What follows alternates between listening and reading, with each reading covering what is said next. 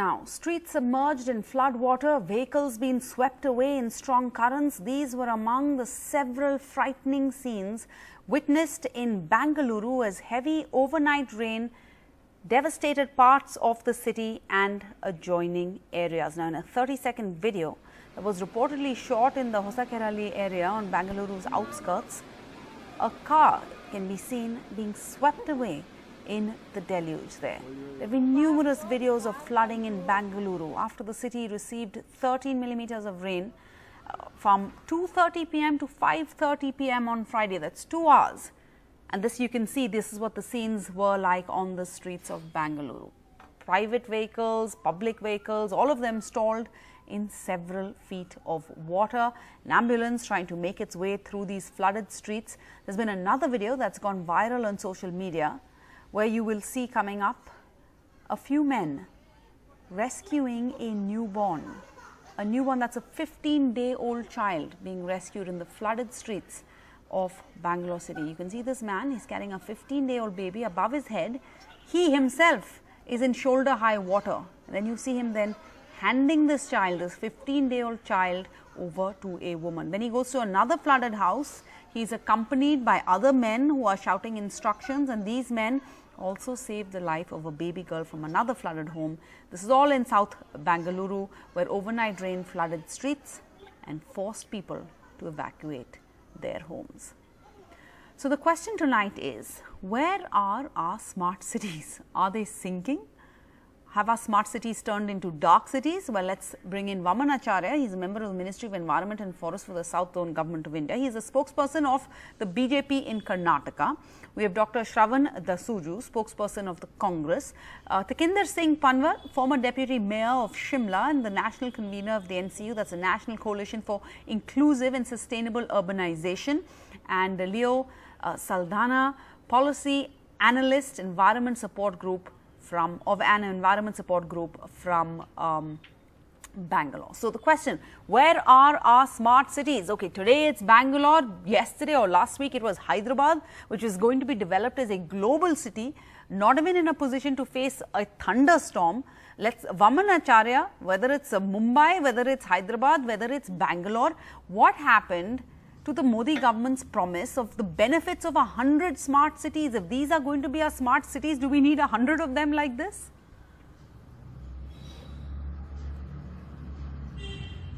Yes, it is only a beginning now.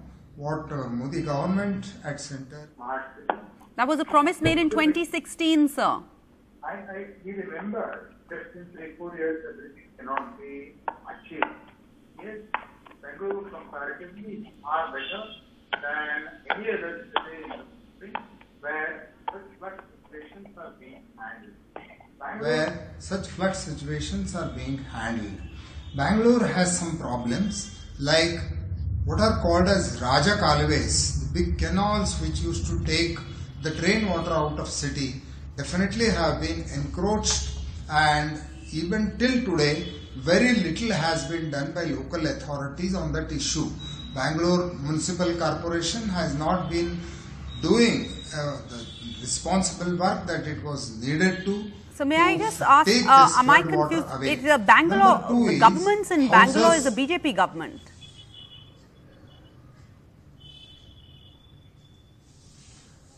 No, though the government in Bangalore is a BJP government. Okay, no, I wanted to clarify because you were saying that the government is responsible and they have not done enough. So Karnataka's government is a BJP government, but sir, do carry on, sir. No, this they have not. See, it is not that only today this is happening. This has been happening for the last 3-4 years. The successive governments here in Bangalore have not been able to contribute, because this is not the problem of a day or 1 year. On that point, sir, I completely agree with you. But my question, sir, is what has the BJP government in the state done? It is not a problem that has been created overnight. I agree with you. But while they have been in power, has anything been done? And put this in context to the global, the national picture where this is smart cities have been promised by the government at the national level.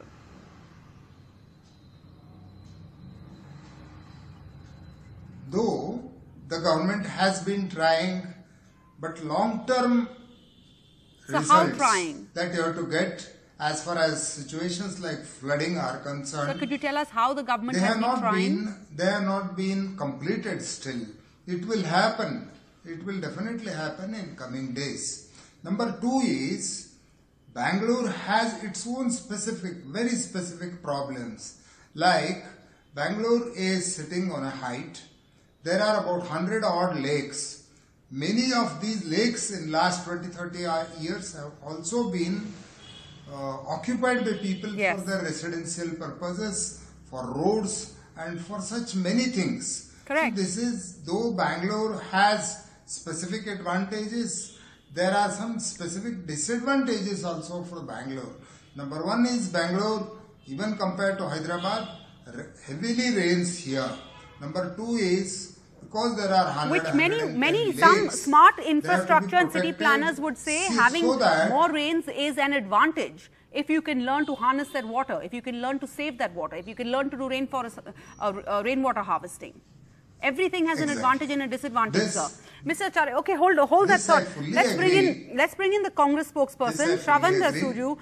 Mr. Acharya, you said that it is happening. I want to remind our viewers that the Modi government promised the benefits of 100 smart cities. It was a program that was launched with great fanfare, and that was way back in 2016. Mr. Shravant Suju, that said, Mr. Acharya is absolutely right. This is not a problem that has been created overnight. There have been successive governments that have come and gone and have failed the people of Bangalore and Karnataka on this matter. You know, this is not the time for politics, but certainly the smart cities concept that has been brought in and then sold with a very big fanfare certainly has not seen the proper light. And not only in Bangalore, but even in Hyderabad, we have seen it. Several parts of the country where they thought that they'll build smart cities, but they have actually become the flood cities. That's a reality. The second is, Bangalore has got a very, we also have to look at how Bangalore has over a period of time grown. You know, it had about 159 water bodies in the year 1973. By the time it has come to 2020, they have been reduced to some kind of 70 or 80 odd water bodies exist in Bangalore. Likewise, the slums have increased, and irresponsible and unplanned urbanization, not only in Hyderabad but also in Bangalore, where in both the cities in South India, the floods have occurred. Both the places there is no urbanization. One, two is water floods which are supposed to be in the lakes, but these lakes now have become the potential heavens for all these real estate realtors or businessmen, and lack of widening of nalas, lack of desilting of nalas, and not having appropriate manholes, and not having appropriate drainage systems, and not having appropriate storm drain drainage systems. All of this, I think, has contributed to both Hyderabad and Bangalore to be... Sir, but who is responsible? You had the Congress was in power in Karnataka when we had those constant visuals of the lakes being burning with pollutants. But I want to just again look at those visuals that we were just playing out of those women just almost being, you know, just carried away by the floods. People's lives are being lost. Tikinder Singh Panwar, please come in over here. When the Prime Minister announced... I'll come back to you, sir.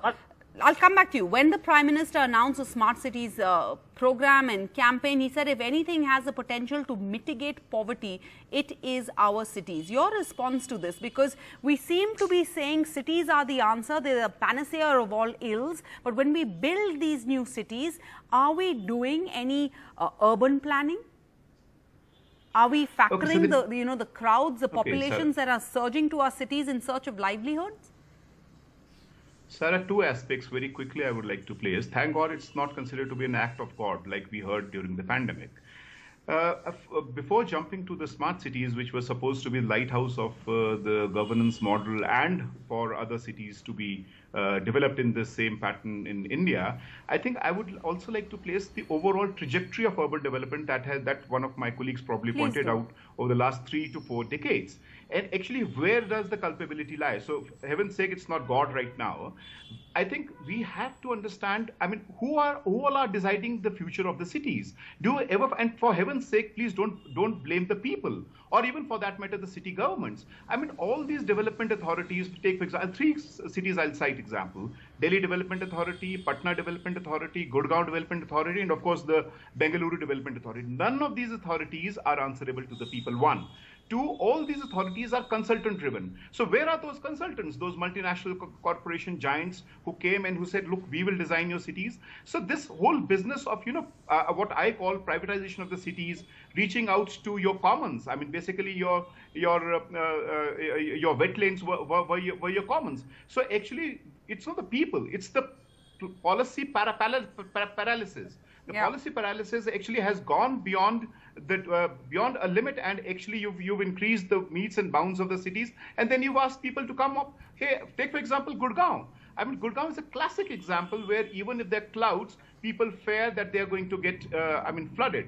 So I think that's one part. The second part, why it's more stark or disastrous with the smart cities, I think probably because the genesis or the generic form in which the smart cities have been conceived is abysmally, it's completely faulty, for the simple reason because the area-based development that speaks about 3 components: retrofitting, redevelopment, and greenfield projects. In none of the cities, probably 5% or 10%, you find greenfield projects coming up. Majority of the cities have opted for redevelopment. And what is redevelopment?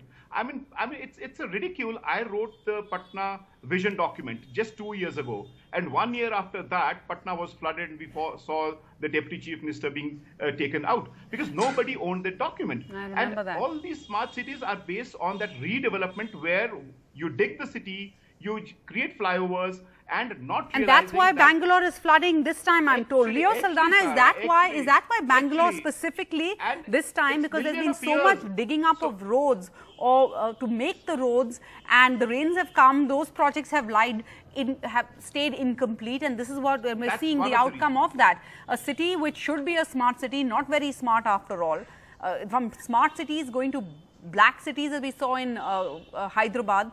Incessant rains leads to power outages. I don't know what happens to work from home. We're in the middle of a pandemic. It has many repercussions. Leo Saldana, come in over here as a Bangalorean. So my sense is very simple. The whole idea of smart city is actually an oxymoron in a sense, because if you see the state of Bangalore today, nothing to undermine what happens in Syria, for instance, but it looks like a war-torn zone. I mean, you just can't move anywhere. You can't walk. You cannot drive. And all the streets are flooded. Now, this is an area which is about 1,000 square kilometers, right? And more than a crore people live there. This is like a country which is packed into 1,000 square kilometers. Yeah. When you think about it, you have to understand that what we have done is turned this whole concept of smart cities into, creating actually very stupid cities. And what we have done also is to take 100,000, 150,000 crores, which has been allotted by the central budget and state budgets, and thrown it down the drains, literally, because what the drains have, which take what we call in Karnataka, for instance, Raja Kalves or stormwater drains, are supposed to be porous. They're supposed to soak in the water. Yeah. But you come to Bangalore, we have 850 kilometers of drains, which were once canals, which used to soak the rainwater. Most of the lakes have been encroached, polluted and encroached. Pollution is not just the color of the water. Pollution is also the silt, which goes and sits at the bottom and doesn't allow the porosity. So the water is there, but it is not going in. Now, Vaman has been in the infrastructure committee of the Ministry of Environment and Forest, before that in the pollution control. But I'm not playing politics, I'm not a politician, but what has he done, for instance, is a question that we need to ask. It's not just the consultants who fly and go, who dump all these ideas from Davos to Bangalore and Davos to Chennai and Davos to here and there. And what they're really doing is looting us. This is looting. This is misery caused by looting. And Tikendra is right. It is the most unconstitutional idea. I don't care if Manmohan Singh said it or Narendra Modi said it, both are equally wrong. In 1992, we had a structural change in the constitution. We brought in the Nagarpalika Act. If you read the Nagarpalika Act, says you have to build cities ground up. You have to manage cities ground up. You have to govern them ground up. And we took this to the court in many, many ways. But one way that I actually argued the case for almost 10 years now is to argue that if you do not save our lakes and the canals which interconnect the lakes, not just in the city of Bangalore, but also in its hinterland, this city is set up for disaster, as is Hyderabad or Chennai and or Delhi. as we can see, apocalypse on our screens. Leo Saldanha, thank you so much for raising and speaking up for the people of not just Bangalore city, but all the other so-called smart cities of our country. Thank you all our panelists, but I want to remind our viewers before we go that remember 4 Indian cities, New Delhi, Mumbai, Hyderabad and Bangalore, all of them witnessed a significant drop in their ranking in the global listing of smart cities that was topped by Singapore. This was a study done last month. In the 2020 Smart City Index, Hyderabad was placed at 85. It went down from, that was down from 67 in 2019.